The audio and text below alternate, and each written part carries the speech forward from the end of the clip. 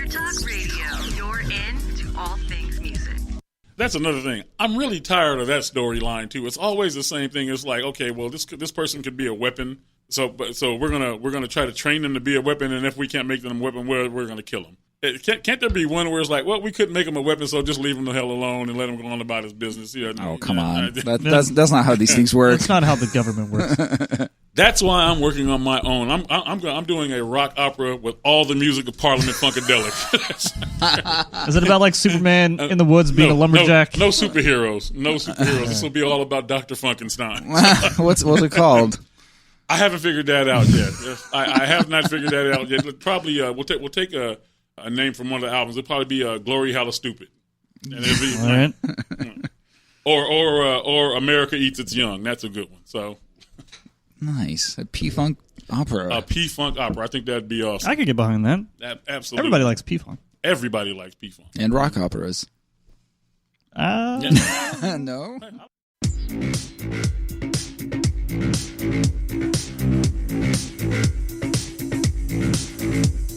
Welcome to REKT Reviews, movies and entertainment analysis using the latest in beer goggle technology. And here are your dubiously qualified hosts, Erik, Paul, and Shark.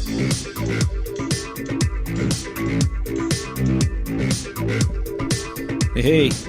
What's going on? What's up, guys? How's it going? We're back. We are back, finally. We're getting the band back together. We're like the Stones.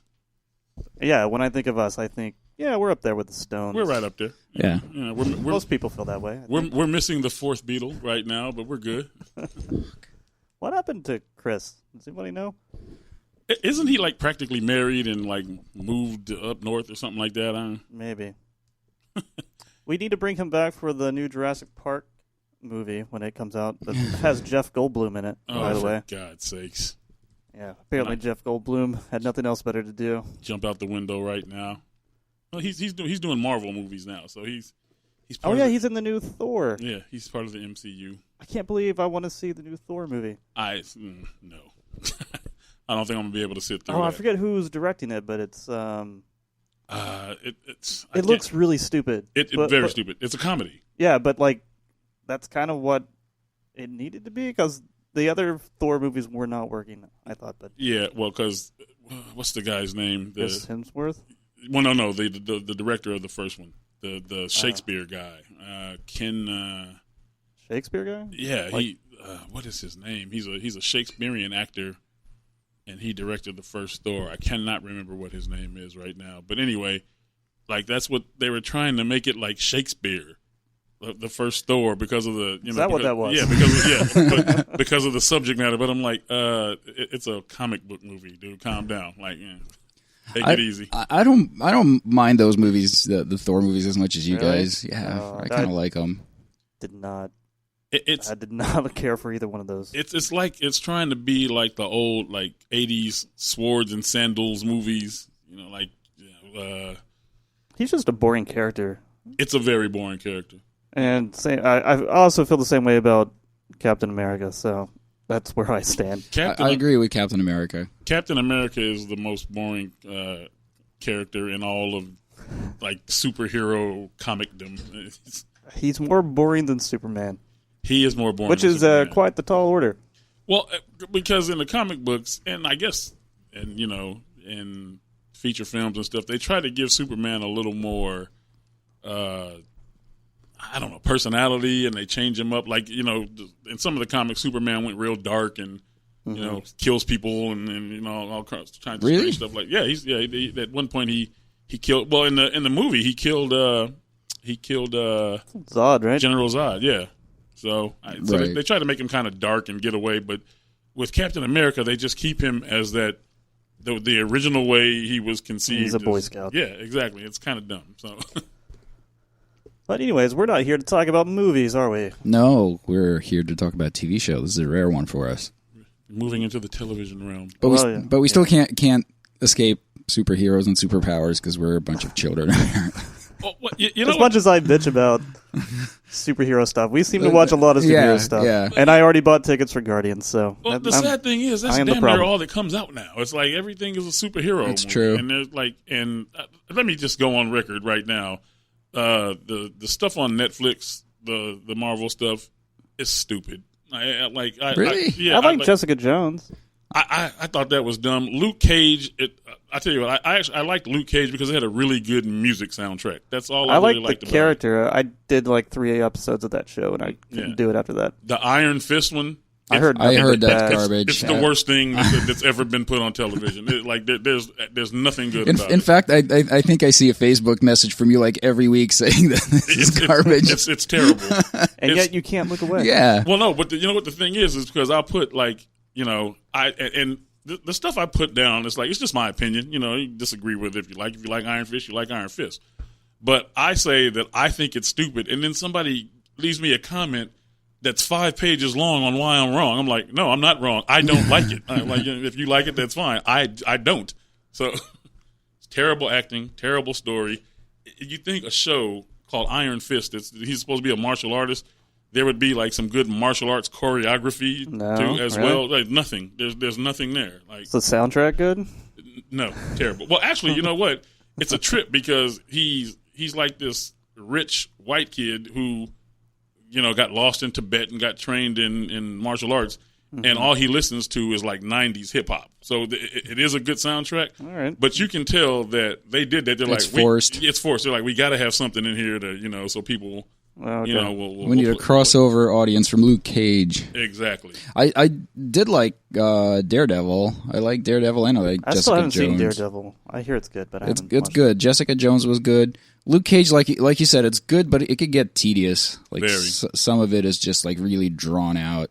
I just didn't care about most of the stuff going on in that show. Other than I like Luke Cage. I like that dude, but I don't think anybody cares about these characters. And what Netflix is doing is like putting them, because it's all going towards the one series of the Defenders, because all those guys are, they're the Avengers, but they're the Defenders. They're the B team, pretty much. Yeah. So, they're doing their origin stories and putting them all together. What does it? Iron Fist take place in New York? Yes. Why would anyone live in New York in the Marvel universe? Like every horrible, awful thing in the world that happens is always in New York. In the Netflix Marvel stuff and Jessica Jones, because it's the same as because they reference the movies too. Well, so in every one of those, Jessica Jones, Daredevil, Luke Cage, Iron Fist, at some point everybody in that movie says since the incident. Yeah, which is when the attack on New York. When the attack on New York. So so that's how they all and like even in Luke Cage, they talked about, they're like, hey, well, Iron Man and Hulk never come down here, sort of thing. It's like, okay. It's like that NCIS show or whatever that's been on for like 30 years, and it's like, how are there so many military murders in LA? Yeah. Or whatever. It's like must be a rotten place to live. Yeah, it's just like, come if you want to kill somebody, just go to LA because you'll never get caught. So.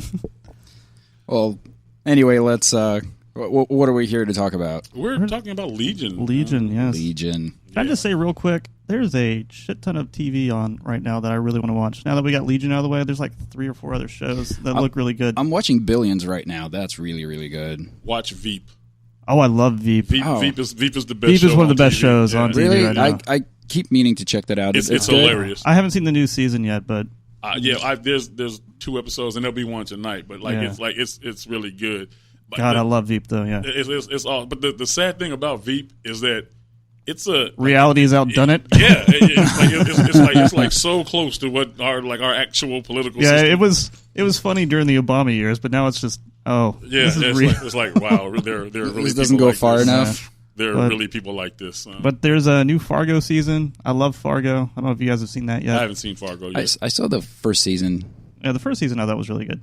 Second season's really good too. So there's that American Gods starts up today, I think. Yeah. That looks really good. That looks like it's what's his face?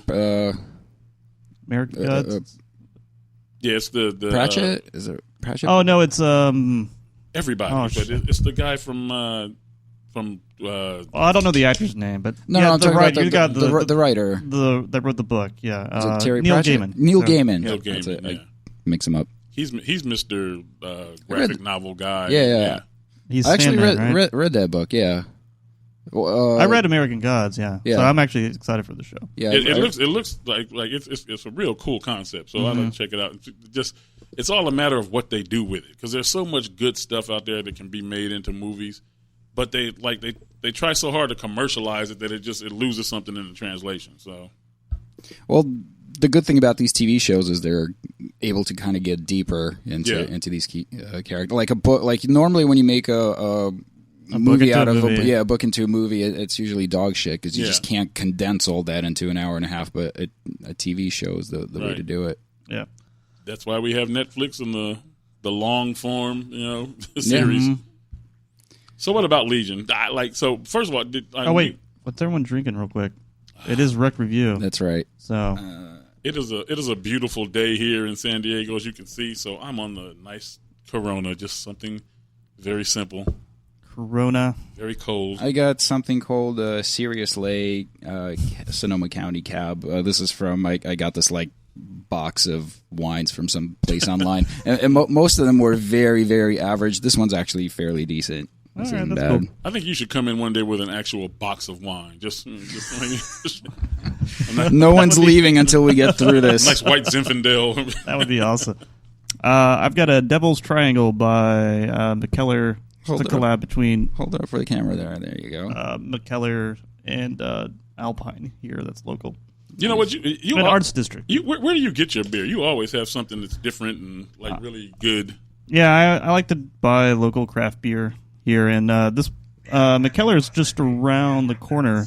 It's pretty far. I mean, it's pretty close. So and they do a special can release every week. And this was the one they did this weekend. So Gotta love it.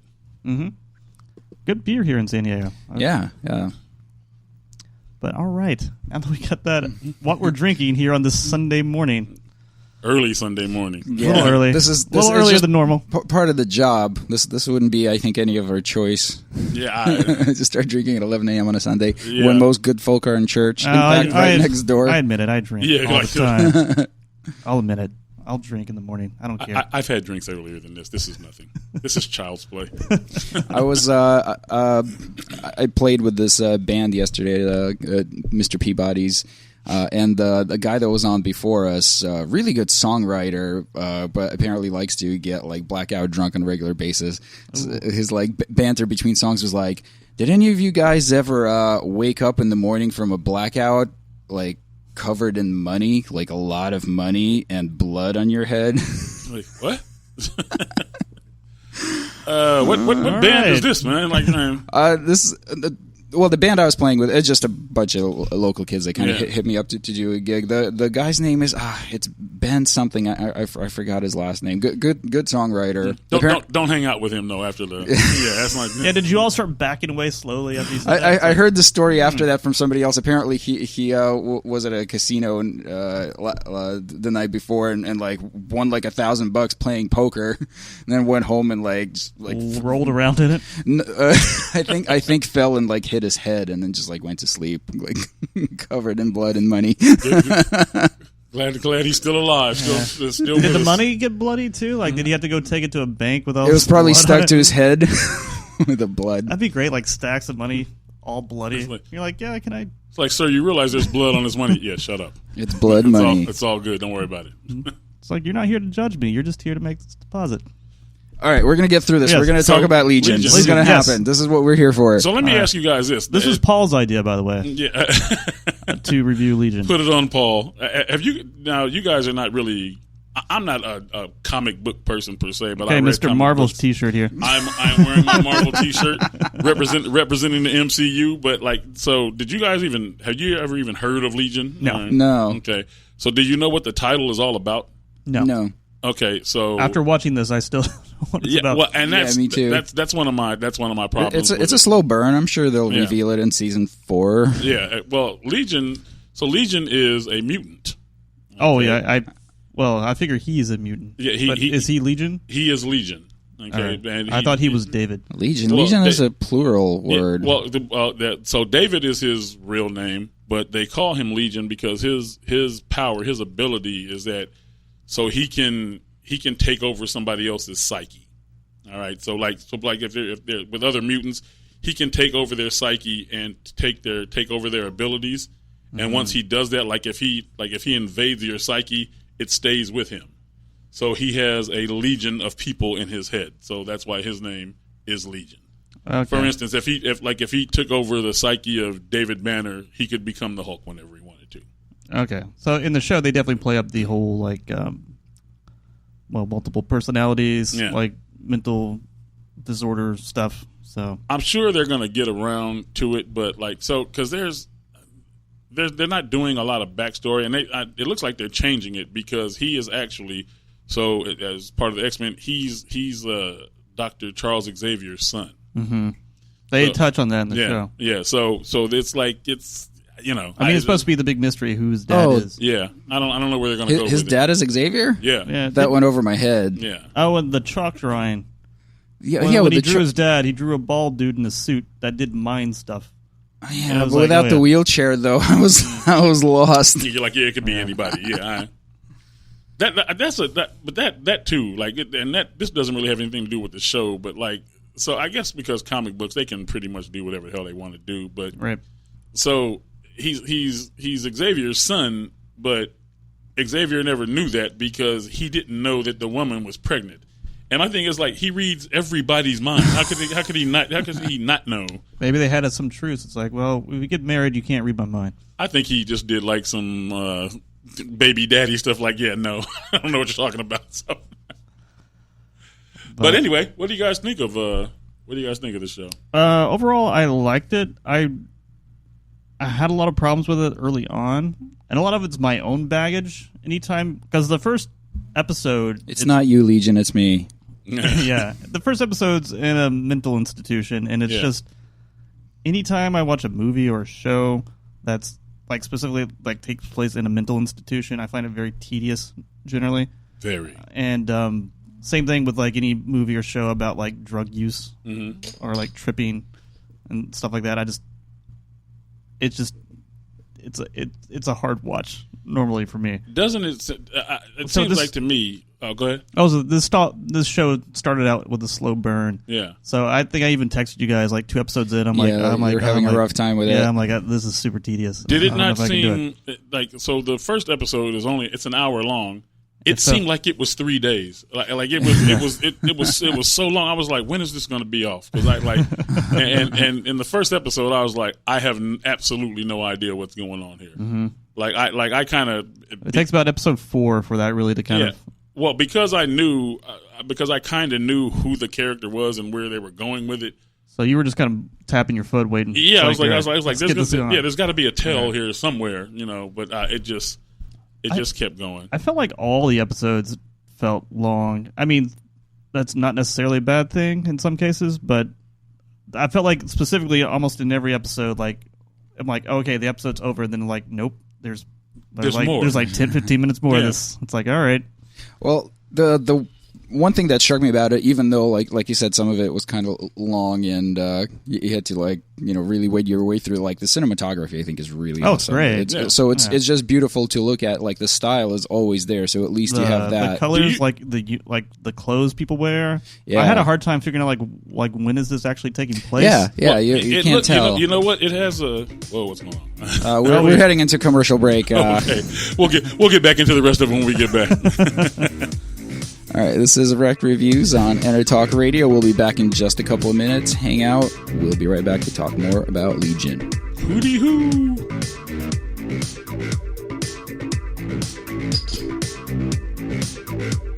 Are you serious about your music? Are you ready to run with the big dogs? The experts at Pitbull Audio have the gear to get you into the game. From leading manufacturers like Mesa Boogie, Fender, Pioneer, and American Audio. To sound your best, you need the best. Pitbull Audio can deliver in rehearsal, on stage, and into the big time. Dropping beats, shredding guitar, or making the crowd roar. Whatever you dream, Pitbull Audio can help make it happen. We are Pitbull Audio. We want you to play it loud. PitbullAudio.com. You know what's all around you every waking moment of your life? Marketing. You're choking on it. I'm Scott Robertson, and when it comes to strategic PR, branding, and marketing, I've seen it all. And actually, I'm still seeing it because bad marketing never sleeps. Join me each week on May the Best Brand Win, right here on Intertalk Radio, and learn how to make the marketing for your brand unforgettable. Hi, I'm Tim Dolbear, the host of Sound Experience on Intertalk Radio. Each week, I talk with top professional audio engineers, producers, musicians, and the manufacturers that make the tools that we use in the studio each and every day. From capturing the perfect take to mastering your final release, and the tools and how the pros use them, we are going to dive deep into their process and learn from their experience. I look forward to you joining us each week on Sound Experience with me, your host, Tim Dolbear. This is Jackie Bertoni from Jackie's Groove. Come join me weekly on my journey through the music business as I take you behind the velvet rope, interviewing industry notables such as Al Di Meola, Michael McDonald, and Al Jarreau, to name but a few.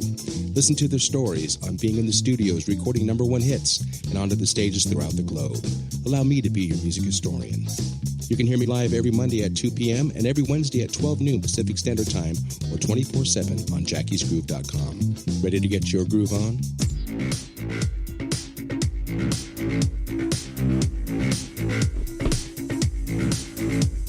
Welcome to REKT Reviews, movies and entertainment analysis using the latest in beer goggle technology. And here are your dubiously qualified hosts, Erik, Paul, and Shark. What up? We're back. Hey. So what was that last thought before we left? So before we were rudely interrupted by the commercials, no, I was going to say, first of all, do you guys know where this is being shot, where they're producing it? Because it looks like Europe. I would guess Canada. I just assumed Canada? Vancouver, Yeah, because that's where everything is shot. And it has like a sort of a BBC feel to it. But what I was going to say is like what you were talking about. It looks like one of those old 60s things that they a lot shot. Of the costumes, but like it was about the future. Yeah, it looks like Logan's Run or something. Yeah. I'm sure that's intentional. Yeah. Yeah, I love the way it looks. Yeah, me too. And It's got a really good look. It only gets better like throughout the show too. The music too. The music is great. Really good soundtracks. Like they don't skimp out on the songs. They buy like they're paying a lot of money. Yeah, they're paying a lot of money for really good songs. Yeah. What do you think? I see. One of my problems always is with the acting, but I think that the guy who's playing Legion, David himself, is a good actor. I think he's pulling it off very well. He's from Downton Abbey. Yeah, he's fine. He seemed fine to me. Because that's exactly the way the character's supposed to be, like really weird and sort of. He's great. Yeah, he's good. Yeah. But I don't. We were talking about. I don't like Aubrey Plaza. I have not been a big fan of hers, especially because she does the same thing in every role. But always. I don't know. I think she kind of works in this. Like it was just, she seemed like she was having a lot of fun with the part. Yeah, I think it's because it was way out of her like what you normally see her doing. Yeah, I think it's because I'm kind of like prejudiced against her from other stuff that from like Parks and Rec. I didn't like it. And here's the thing: like I said, I'm strangely attracted. I think she's hot. You like him a little weird. Yeah, but you know what? I know I'm going to get a lot of shit for this, but she is because she's like a comedic actress. And like, there's a lot of people. Oh, she's so funny. I'm like, no, she's not. She gets that same thing. Like she does this deadpan kind of thing. Yeah, right? but there's quite a few. Like there's quite a few. She's pretty one note. She's very one note. And there's a few female comedians that people try to push and say no, they're really really funny. Like Amy Schumer. I don't think she's funny at all. I used to think she was funny, but now I don't. Her last comedy special was dog shit. And Chelsea Handler. I'm like they're not funny. I don't think I've ever seen anything they've done. Don't. I know Amy Schumer did a movie that was supposed to be good. I thought Trainwreck. I watched that 2 weeks ago and 20 minutes I got through. I was like, it's the most annoying movie I've ever seen in my life. I like her show sometimes has good skits. Does it? But it's like about like a third of it is really good. Then it kind of goes. But then turns out she's got busted for stealing jokes and she's got a ton of writers. So I don't know how much of it is actually like her original material. Right. And like I said, her last Netflix special came out like a month ago. I don't really know much about her. And I'm not saying female comedians aren't funny because I think Tina Fey is really funny and there's a bunch of other female comedians that I think are funny. Just happens that Amy Schumer and Aubrey Plaza are not two of them. And like Aubrey Plaza, she does the exact same thing. Aubrey Plaza didn't start. She started out in like comedy stuff, but I don't think she's like one of the groundlings or like I don't think she was actually a comic though. Not a stand up, no, just like a comedic actress. Yeah. And that's the thing. Like so, again, so she could get by with what she's doing, but like they write about her like she's like the funniest person on the planet. I'm like I just don't see it. She's always the character she played in Parks and Rec. That just means she's Illuminati. She must be Illuminati. Yeah, if she has no talent, but she's being touted as the greatest thing, that means she's in the Illuminati. She's getting over. I thought she was okay in this. Like I've never been a big fan of hers. There was a movie she did with Mark Duplass where he invents like a time machine, and she's the main lead, and she cannot carry that movie. Terrible, absolutely terrible. But this, I don't know. I thought she worked well. What do you think, Paul? How do you feel about her? I also think she worked well. I think everything here kind of... Especially as it went, too. Like, plays a good drug addict. That weird thing with the frog vaporizer. There's some weird drugs in this show. Yeah, as I was talking about like the tediousness of this, I feel that way a lot about like unreliable narrator shows or movies. Like a lot of the early stuff in this reminded me a little bit of Fight Club. I was thinking that also Fight Club or Mr. Robot, where you're not really sure the protagonist is. Yeah, I mean, but I gotta say, it pulled it out. It just took a couple episodes. Yeah. Like with Fight Club and with Mr. Robot, it's like a split personality thing, which is. I mean, it's a real thing. With this, it's kind of a different twist where it's like this parasite that, kind of invades your consciousness, which is a cool idea. Well, go ahead. Keep going. I was just going to say, like, it is getting a little bit played out with Fight Club and Mr. Robot and all that, but, like, all that stuff is, like, to me, it's always, like, 10 times more interesting than anything else, like the kind of, like, deep psychological angle. The thing that I'm a little worried about is now that she's removed from David... Like, how interesting is his character going to be now? Like, he's just going to be a douchebag now. Yeah, but it's just like it's like kind of getting into like the Superman problem. Is like he's super powerful now, and now he doesn't have this thing weighing him down. He doesn't have like this huge whatever his obstacle is, and like I don't know. I'll be curious to see what they do. Although, did you guys see the button at the end of the credits on the last episode that he gets captured like Zod style? I didn't see that. Yeah, he gets captured in some little sphere thing. Well, you know what the thing is like because his whole character is based on all the weird stuff that he can do in his mind. They can take the character and go anywhere. Like if you. I hope so. Like I'm very curious to see what. Well, it's very funny because you have to, if you read about him in the comics and you put it into a modern time frame. He's able to erase complete timelines like that. That's the way. Like that's one of the weird things he can do. So they could very well next season. It could be like a different. Just start period. over. It could be a different period in time. They can kind of take it anywhere they want to go. He can time travel. Yeah, he can time travel. That's one of his. That's one of his abilities. Anytime you introduce time travel into anything, it's just like because when you do time hopefully travel, they don't do that. When you do time travel in a television show, that means that the writers have run out of ideas. Mm-hmm. So they're like, I feel like in anything. Yeah. They're like, we got to take it somewhere else and like start all over because this timeline. Sorry, Doctor Who fans, I don't like time travel. Yeah. Time traveling in a comic book series is like the equivalent of comas in soap operas. Yeah, and at some point in every superhero's life, they're going to do some time traveling. Yeah, like they're going to have to go back and stop something from happening. That's true. Yeah. That happens in everything. Yeah, well, one of Legion's it's boring. It's just like a boring premise. Yeah. Well, one of his things, he had to go back in time and stop Magneto from doing something. Yeah. So it's like, just put that in. But did you notice that one of the things they do in a lot of these television shows now, a lot of them are trying to be like a new age Twilight Zone. And that's kind of like this, like Black Mirror, which is actually a really good show. I like that show. That's on my list of things to watch. Black Mirror is the shit. Black Mirror is really good, but there's a lot of these shows that try to do that and they don't do it well. Like Black Mirror is really well thought out and really well written. A lot of these shows, and I think part of this show is kind of trying to do that. Like if you go, like they're showing an insane asylum, like everybody's insane. Like the doctors are insane, the orderlies are insane. So it's just like this whole completely different world instead of a medical facility. So it turned out to be like a Section 3 thing. Yeah. Or Division. I'm sorry, Division 3, something like that. Yeah, whatever. It's a secret government. I did like the twist on the bad guy. Yeah. Where's he from? I don't. You talk about the dude that got burned. Yeah.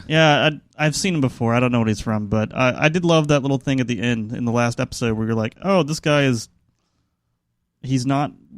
I don't know. You get his little backstory, like it's like, oh, he's got a family. He's just trying to protect his family. He's trying to do the right thing. It's like, yeah, he's not like this evil asshole dude. That was kind of a nice, like normally, like when you get dismembered or burned or something, like, oh, you're the penultimate evil force. Then, but no, that's not what they did with it. He's got a husband. Yeah. That was like a cool little thing they did. I'm like, oh, he's a family man. Yeah, he's looking out for everyone. You know what? I already know with this show, what they're going to end up doing is like he's going to keep going along in every episode, and he's going to be meeting a new X-Men, in some sort of origin story. Like eventually, like you said. I'm sorry, I just fell asleep. Yeah. What you said. You're not an X-Men person, so. Well, just every time you're like we got to meet and do some. Here's a new origin story we had to like fucking talk about for like 4 episodes. It's just like, oh man. I'm sure at some point he'll be in New Orleans and he'll meet Gambit, or nobody wants to talk about Gambit. Nobody wants to be Gambit or Deadpool or something. Don't hate on Gambit. Gambit's awesome. I throw cards. So, great. I must be dense. The whole Xavier's his father thing totally went over my head. Who do you think Xavier banged? Okay, so I can. It's such a weird story. It's a weird twist. It's his sister. Yeah, it's a Chinatown twist coming on this thing. So here is the story. At one point in Dr. Xavier's whole this is from life, the comic book, not necessarily the show. This is not from the show. He had invaded the mind of every Holocaust survivor on the planet. Xavier did? Yes. So that he could make them stop thinking about the Holocaust. And there was this was in the comic books? Yeah, it was in the comic book, yeah. And there was one woman who he fell in love with and had an affair with her. She had a child. A doctor? Yeah, and that's this guy. So he's a doctor? and see, it's like with comic books, they jump around so much. It's like you could, one day you're a superhero, the next day you're an average guy, and the next day you're dead. They jump around so much. So I give these television shows credit for even trying to take the whole thing on, because I would have no idea how to do the X-Men, like the whole universe as a television show. And the really cool thing about this one that I like is that the superpower stuff is kind of the secondary thing. This is very character driven. Yeah, character driven and like very deep, like psyche stuff. You really go deep into psychological trippy things. It's not just about lightning bolts shooting out of your palms. Like we talked about Fargo just a second ago. The showrunner for this is the same showrunner for Fargo. So I think that has a lot. His vision, I think, is very character driven. I mean, this isn't like any other TV show that I can think of. No, I was super happy with this. Like most superhero stuff involved in like who punches the hardest. Yeah. And there was very little of that in this. There's none of it. Like he only uses his power like a couple of times. Yeah. So you don't really. It's just, that's one of the things I really loved about it. Yeah. You know what the problem is that Marvel and now DC, they're just not going to let any of this shit die. It's like we want to make movies for the next 100 years. It's like at some point you got to stop making superhero movies. Well, when people lose interest, they'll stop making them. Yeah, when you stop giving them your money. Yeah, exactly. Every month. We are part of the problem. Yeah, because like they just so the Logan movie, so they just killed off the spoiler. Didn't we do Logan already? We already did Logan. Okay, yeah. So but who's listening to this may not have listened to that. And who's up at 11 o'clock in the morning drinking beer like we are? unless they're covered with blood. People who and are money. doing it right. Yeah, Yes. exactly. That's who. People that are living their life. But no, so they just killed him off in Logan, and he's like, as far as the X-Men, he's the most popular character. He's the only one anybody gives a shit about. They killed him off, but you already know he's gonna be back in some other movie. Time travel. Yeah, It's going to be time travel. It may not be Hugh Jackman, but it's gonna Somebody be else somebody. playing it, yeah. it's just like let it go. I hope not. Chris Pratt. I hope Chris Pratt. Let Logan just be. That was such the perfect ending to that story arc or whatever. Like, just let it be. I even liked in Logan the way they ended that movie. It was like, okay, he's dead, and it just cuts to black, and they start rolling credits, and that's that. No, long drawn out bullshit. It made me feel sad. Well, quickly speaking, I wasn't ready to say goodbye. back to Legion. We were talking about Audrey Plaza, who's kind of a one-note actress lady, very dry. Another actor who's very dry, kind of one note, who really I loved seeing in this, that really worked for me, was Jermaine Clement. He played Oliver. Oh, okay. Fly the Conchords guy. Yeah. I mean, I'm a Fly the Conchords fan, and I liked that show back when it was on HBO. So maybe I'm a little biased, but like when he finally like showed up, I was super excited, and then he did his little weird Jermaine thing. Yeah. And especially in the last episode, he worked. Who was he in the show? Oliver, the guy in the ice cube. Oh yeah. The husband. Yeah. Oh, he's great with a diving bell guy. Yeah, and I don't know, the way the show mixed like, because it's super dark, but it's also funny. Yeah. It's really funny. Yeah. And like when he was kind of bummed out that his wife wasn't Asian, I laughed. That was really funny. It's an Asian gal, right? What? It's like, no, she's not Asian. I give him kudos for the casting because I don't like Aubrey Plaza, but she is great for this role. Like she does this role well. Like I said, I just Someone found a way to direct her and made her work really well. Yeah. So I like it. Kudos to them. It's really good casting. So that to me, like the casting is 50% of the movie or television. So you got to get good people in good roles. So another one of my favorite funny moments was when David is trapped. Audrey Plaza or Lenny or the Shadow King, whatever you want to call her Lenny. being, has him trapped, and he's freaking out. And then he manifests like his rational being to talk to. So he's talking to himself, but his rational person talks with a British accent. Which those guys like, wait a minute, think this through, calm down. Yeah. But I love that he was British because, like, of course, like the British person in your head, that's the rational. That's the rational part of you. Yeah. And also, he really speaks with the British accent. So I will give it up though to Aubrey Plaza because to me the best line in the whole thing is when she said, "Okay, yeah, I'm dead. You killed me, and that's so not cool." It's not cool. That's really not cool, bro. That you killed me. It's not cool. Was Lenny like her? Was she actually a real person at any point? Because she died, because when Sid took over David, she saw Lenny dead in the wall, right? Like, so did that actually exist? It seems like Lenny. I was a little confused. It seems like Lenny was kind of there as a guide for him once he got into the insane asylum and never really existed.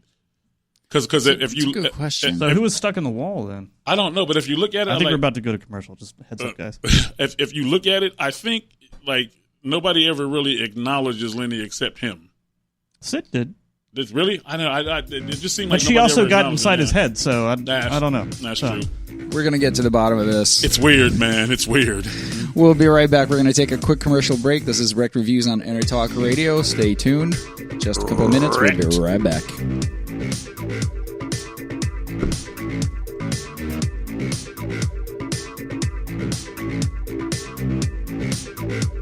Hi, this is Tim Dolbear, host of Sound Experience here on Intertalk Radio. And Source Connect by Source Element is the essential tool that we use to link between my studio in Austin, Texas and the WS radio station in San Diego. Now with Source Connect, not only can we communicate in real time and with HD audio, but it's synced up and is of a high enough quality that I can use it for real-time ADR work, remote recording and overdubbing, and it even allows me to remotely control a DAW. Source Connect by Source Element. Affordable, high-quality audio and video connection over the internet for all of your production needs. You know what's all around you every waking moment of your life?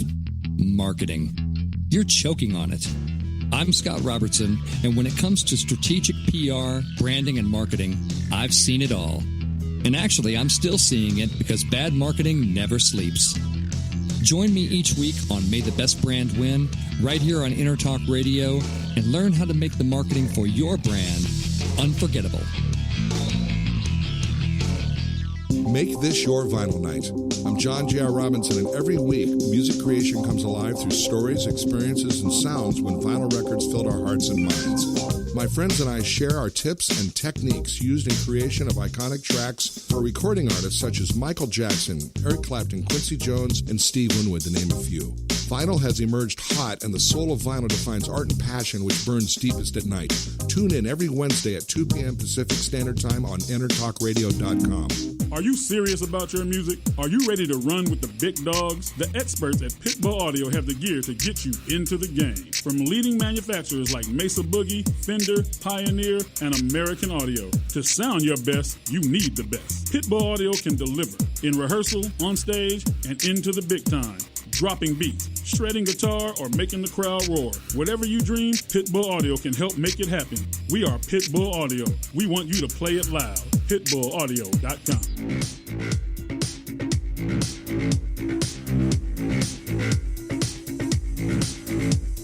Welcome to REKT Reviews, movies and entertainment analysis using the latest in beer goggle technology. And here are your dubiously qualified hosts, Erik, Paul, and Shark. Hello. Dubious indeed. Very dubious. Also, it's time for a new one of these. There's a new beer on the show. What do you got there? I'm drinking Three Rivers, which is a collaboration between Pure Project, which is just around the corner, and Mother Earth, which is up in Oceanside. Go ahead. I'm sorry. It's their Earth Day beer. It got released on Earth Day. I promise you, all the REKT audience out there, next time I'm gonna get these two gentlemen Soco Loco. You keep promising. Well, promising Soco Loco. I guess at 11 o'clock in the morning on Sundays. 11 o'clock in the morning, right. it wouldn't have worked because you guys would have Soco Loco'd and died. So I can't really do it that early. I think we have to wait for whatever we watch. If we watch something that's truly awful that we need to review, like when Thor Ragnarok comes out, we can. I'm still excited to see that.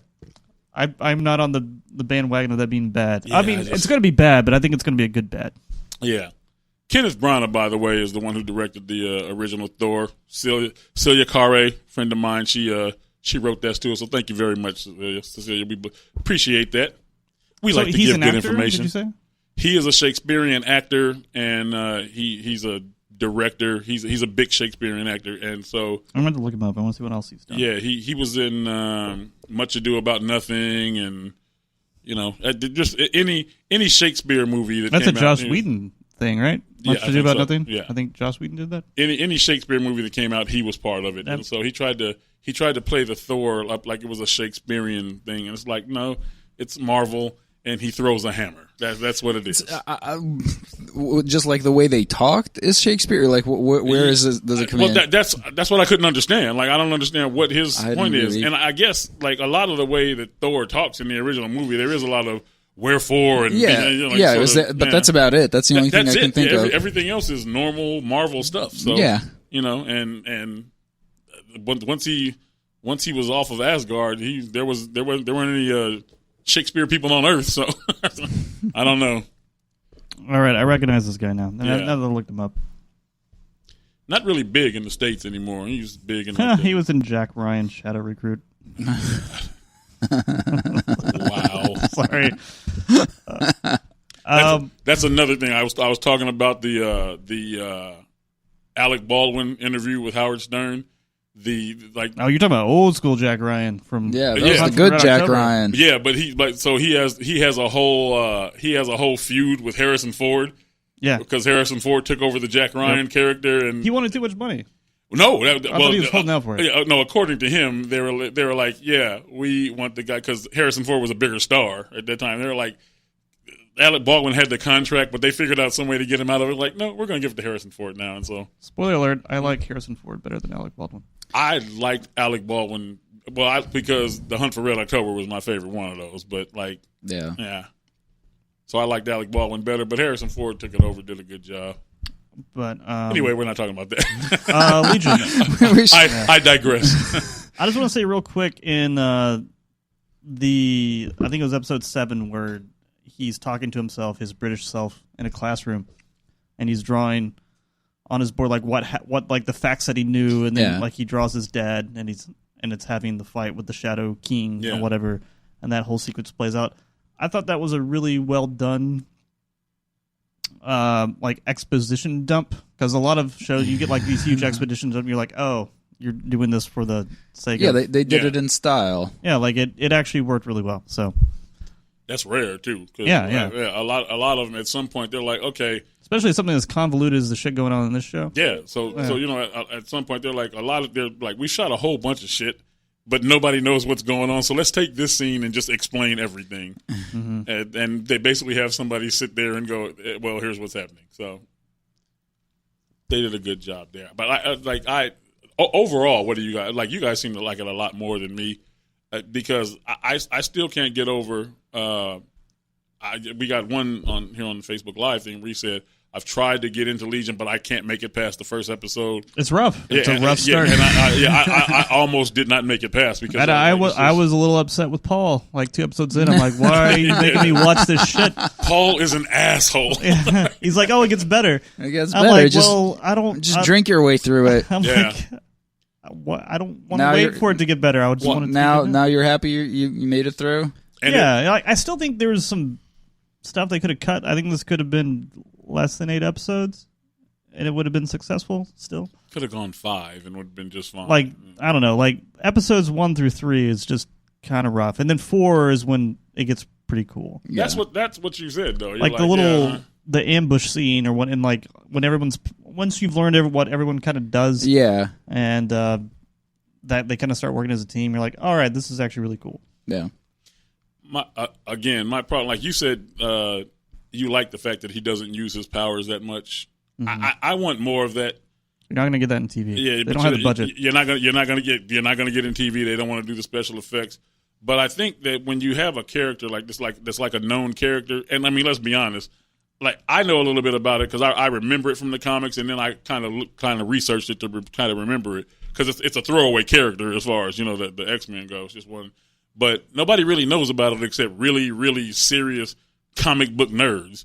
So I can imagine they're sitting there, they're all watching this show, but sitting there going, "Hey, let him blow something up, you know, let him do something," as opposed to like building it up and building characters and building towards something. Well, that's what I think is really cool about it. It was like, you know, you two, I think, said that last X-Men movie was like the worst piece of shit you've ever seen. Apocalypse. Apocalypse is awful. So this, like, when you take this whole, you know, explosions and, you know, superpowers, lightning bolts to its, you know, ridiculous conclusion, that's what you get. This is kind of, you know, flipping it around and really taking. You got to find a middle ground. Because the idea of, you know, mutants with superpowers is, you know, it's really cool. That's why obviously everybody loves it. And this dives into what it's actually like inside these people's heads. Yeah, it's literally inside their heads. So that's why I was hoping you guys would appreciate it after a while. Well, you know what? It was like I got angry because I watched the first episode and like coming home from work at like 2:00 in the morning. So I was like, this is a good chance to start Legion. And I was like laying there like I was like, what? I want to go to bed. What the hell does Paul have me watching now? Yeah, I don't know about 2:00 in the morning after a full day of work is the best time to get into something this heavy. This is like a Saturday. Yeah, around it took noon, me a long time to watch these 8 episodes. Like after I watched I think the first and second one, like I was homesick. Yeah. And it made me feel worse. I was going to say, it would make you sicker. And then it took me like a week to like because the whole thing is like a fever dream anyway. Yeah. That first episode, I mean, it's good to put you to sleep, so you get that would work for you as far as being sick. Well, I wish I could have fallen asleep. I was just confused and kind of upset with the whole thing at the beginning. But I think it's worth sticking around. I mean, I know people who love this thing like out the gate, so you know, good for you on that, I guess. But if you're struggling, I would say episode 4. If if you don't like it after episode 4, then I'm like, just abandon ship. Yeah. At that point. Yeah, I mean, I said I switched and I watched the last 2 episodes. I think it was I watched.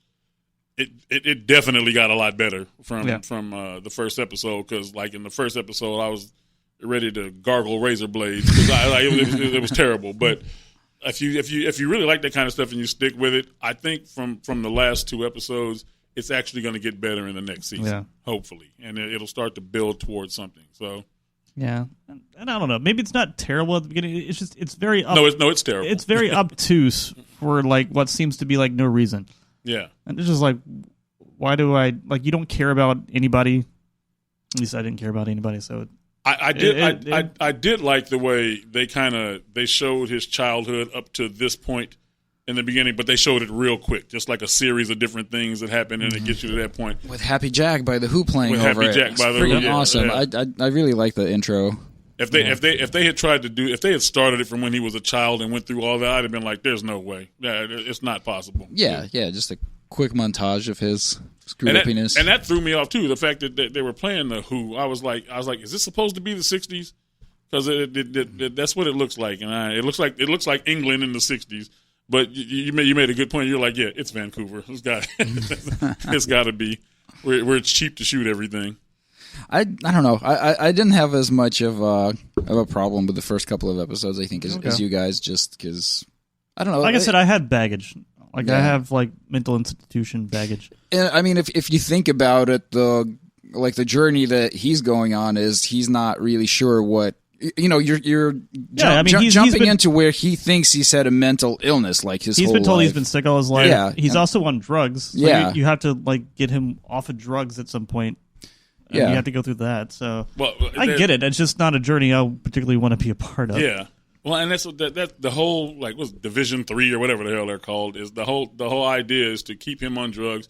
Make him think he's sick, so he doesn't know that he's this guy with all these powers. Yeah, but keep him alive just in case they want to use him later. Just in case they need him, fuck up the Russians or the Koreans or something. That's another thing. I'm really tired of that storyline too. It's always the same thing. It's like, okay, well, this person could be a weapon, so we're gonna try to train them to be a weapon, and if we can't make them a weapon, we're gonna kill them. Can't there be one where it's like, well, we couldn't make him a weapon, so just leave him the hell alone and let him go on about his business? Come on, that's not how these things work. That's not how the government works. That's why I'm working on my own. I'm doing a rock opera with all the music of Parliament Funkadelic. Is it about like Superman in the woods being a lumberjack? No superheroes. This will be all about Dr. Funkenstein. What's it called? I haven't figured that out yet. I have not figured that out yet. Probably we'll take a name from one of the albums. It'll probably be Glory Hella Stupid. And it'll be, all right. Or America Eats Its Young. That's a good one. So nice. A P-Funk opera. A P-Funk opera. I think that'd be awesome. I could get behind that. Absolutely. Everybody likes P-Funk. Everybody likes P-Funk. And rock operas. No? I like Tommy. Quadrophenia. That was all good. Tommy, Jesus Christ Superstar. Yeah. That one's a little before my time, even though I'm like 40 years older than both of you. That is a psychedelic movie. Yes, it is. I like Jesus Christ Superstar. But I get the feeling you have to be like from the 60s and like real high to watch that. It helps, probably. To watch that, yeah. Probably helps. All right. So. Yeah, do we have any more character thoughts? I like the twins. Oh, yeah. You're going to talk about the twins. I didn't particularly care for the actress that played the girl. Like, she didn't do a whole lot for me. Like, it was cool to see her kick ass every now and then. But I did like in that one montage where she's like kicking a bunch of dudes and like he's like sweeping the floor and he's he's kind of fighting along. She's always itching for a fight. She just wants to start beating people. Yeah, and just like the tricks they do, like visually when they're together and how they form and come apart and all that sort of stuff. Yeah. Like that was all cool. Wonder Twin powers activate. Yeah, like it was, and like how he ages and she doesn't unless she's out of him. Oh yeah, so, and all that sort of thing. I don't know. Cool idea. It's a cool idea. It is. I think the problem with some of the perimeter characters is they do it the way they do in a comic book, which is they don't get this just like this person's here for a few minutes, so you don't really need to know about them that much. Just It's like the black guy. Yeah, exactly. Yeah, it's like he's here, he does tricks with his mind, and scene, he's out. So Yeah, he had in the last half of this season, he didn't really do a whole lot. they kept him alive. So usually the He's black alive. guy dies. He got angry, so he played angry black man for a little bit. Usually it's the Leviathan thing where they wait till the very last minute, kill the black guy, then roll credits. So you can't do the movie unless you keeping do that. him alive. That's already half the battle. Keep the black guy alive. Damn, None of the good people died in this, did they? I can't think. Not really. They're killing off the bad people. So that was I think everybody of major consequence survived. That's a trip to me that the original bad guy who kind of Old white dude. Yeah, that got burned up in the first episode. I was like, well, they brought him back, that guy. But I didn't see him come back. Yeah, you got to catch up. He comes back in the last two episodes. Yeah, that was he's the one you find out he has like a family and he's got a husband and a kid. And you're like, oh, they didn't turn him into like the generic evil for no reason. Yeah, Like, I just want to kill everybody just because. Yeah, but like the old white dude with the briefcase guy, they killed him off. Well, he was kind of looked like he was the one in charge of the whole Division 3 thing. But I'm sure that goes up the ladder and they just bring in another evil white dude later. Oh yeah. He says something cryptic when he was like dying on the floor. What was the line? I don't remember. I'm dead. The evil, the power. I forget. He said something. So I think for you guys are a thumbs up. I'm a thumb sideways. Just like yeah, I liked it. Yeah. Overall, I think it's worth your time. I dig it. I mean, just for the fact that it's something so different from everything else that's on TV. It is that. Good acting, beautiful cinematography, beautiful, music, sound design. Good use of music, good use of color. Yeah, color. It's kind of like I always think of it as like a combination of like Stanley Kubrick and Wes Anderson and like a lot of acid. And Stanley. Fight Club meets Wes Anderson. That's a pretty good description of this. It's got a heavy Stanley Kubrick. Anytime people are trying to like copy Stanley Kubrick, I'm all for it. That's why I like Mr. Robot for the same reason. There's a lot of like Kubrick. Season 1's really good of Mr. Robot. Season 2. It gets kind of here and there. I haven't seen any of Mr. Robot. Mr. Robot's pretty dope. Mr. Robot's all right. Is it? If you can get past of the blatant rip off of Fight Club in the first season, if you can get past it and move on, it's a good show. You know what? There's so much camera framing in that show is crazy. There's so much stuff I haven't seen. I've never seen one Harry Potter, no Pirates of the Caribbean. I've never seen fucking.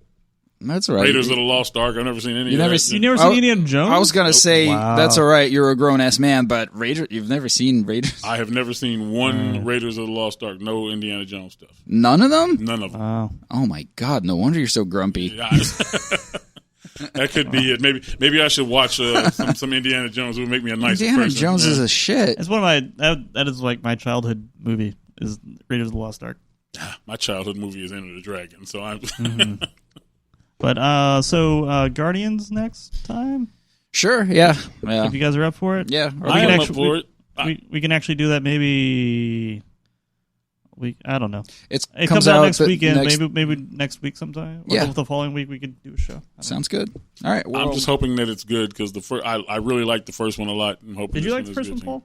I did. Yeah, I did. Okay, so we're all on the same page. And I was like most people surprised that what the hell is this thing? Another good fun soundtrack too. Great soundtrack. Yeah, for sure. All right, that's it for us. We're out of time. We'll see you guys next time. This is REKT Reviews on Talk Radio. All right, goodbye, everybody. Thanks for watching, everybody. We'll see you later. Peace.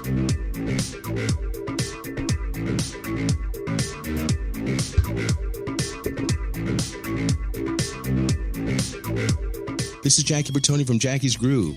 Come join me weekly on my journey through the music business as I take you behind the velvet rope, interviewing industry notables such as Al Di Meola, Michael McDonald, and Al Jarreau, to name but a few. Listen to their stories on being in the studios recording #1 hits and onto the stages throughout the globe. Allow me to be your music historian. You can hear me live every Monday at 2 p.m. and every Wednesday at 12 noon Pacific Standard Time or 24/7 on jackiesgroove.com. Ready to get your groove on? Hi, this is Tim Dolbear from Eclectica Studios. I'm a full-time mixing and recording engineer. I work with Grammy winners, labels, and indie artists, using state-of-the-art digital mixing and restoration tools and the very best in analog gear. Really, though, it's my ability to bring tracks to life and fulfill your vision for your music. This has made me sought after by producers and artists worldwide. So spend your time working on music and not chasing a mix down a rabbit hole. Go to timdolbear.com and check out our free one-song mix offer. You know what's all around you every waking moment of your life? Marketing. You're choking on it. I'm Scott Robertson, and when it comes to strategic PR, branding, and marketing, I've seen it all. And actually, I'm still seeing it because bad marketing never sleeps. Join me each week on May the Best Brand Win, right here on Intertalk Radio, and learn how to make the marketing for your brand unforgettable. Are you serious about your music? Are you ready to run with the big dogs? The experts at Pitbull Audio have the gear to get you into the game. From leading manufacturers like Mesa Boogie, Fender, Pioneer, and American Audio. To sound your best, you need the best. Pitbull Audio can deliver in rehearsal, on stage, and into the big time. Dropping beats, shredding guitar, or making the crowd roar. Whatever you dream, Pitbull Audio can help make it happen. We are Pitbull Audio. We want you to play it loud. PitbullAudio.com.